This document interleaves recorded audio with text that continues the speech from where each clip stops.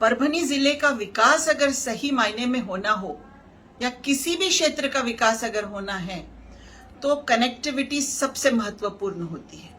वहां के रास्ते, वहां के रेलवेज, इसका महत्व बहुत ही ज्यादा होता है। रोड अच्छे रहेंगे, रेलवे की सुविधा रहेगी तो उद्योग भी आएंगे, बड़े इंडस्ट्रीज भी आएंगे और विकास भी होगा। लेकिन परभनी जिले में देखा जाता है कि परभनी जिले के रास्ते इस तरह से बन रहे हैं, इतनी धीमी गति से बन रहे हैं कि 5-5 वर्षों से रास्ता बन ही रहा है। लोगों की कमर टूट रही है आने जाने में। लेकिन परभनी डिस्ट्रिक्ट के लोगों की भी मैं बहुत प्रशंसा करूंगी कि इनकी सब्र की जो मर्यादा है वो कितनी ज्यादा है।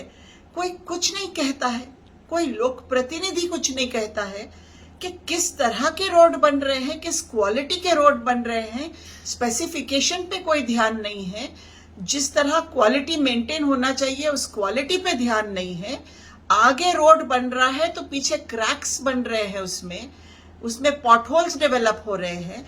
इस तरह के खराब रोड पर चलते चलते लोगों की आरोग्य का क्या हाल हो रहा होगा, उनके फिजिकल बॉडी का क्या हाल हो रहा होगा। लेकिन हमारी जनता खामोश है।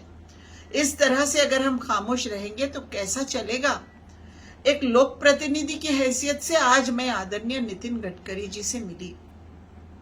एक ऐसे मंत्री से के पास हमारी मीटिंग हुई, minister for roads and transport, जिनका एक नाम है रोड्स एंड ट्रांसपोर्ट में, पूरे देश में एक डायनामिक, एक फोकस्ड, एक विजन वाला मिनिस्टर। उनसे हमारी बात हुई और ये सब बातें मैंने उनको बताई। जिस तरह से परभनी का जो है पूरा एक डिस्ट्रक्शन हो रहा है ये रोड्स की वजह से, तो उन्होंने भी बहुत ध्यान से ये बात सुनी और मुझे वादा किया कि इस विषय पर वो जरूर ध्यान देंगे। और मैंने तो ये तय किया है कि ये अब मेरा मिशन होगा।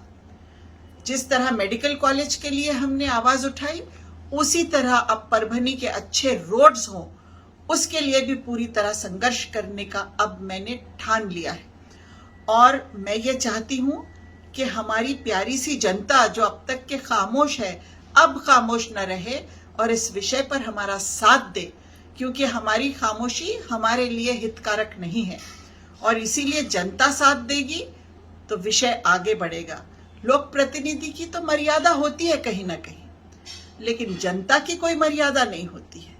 इसीलिए मैं जनता से कहना चाहती हूं कि आप इस विषय पर हमारा साथ दीजिए और हम सबको मिलकर ये एंश्योर करना है कि परभनी के रास्ते, परभनी के रेलवेज बहुत टॉप क्वालिटी के रहे।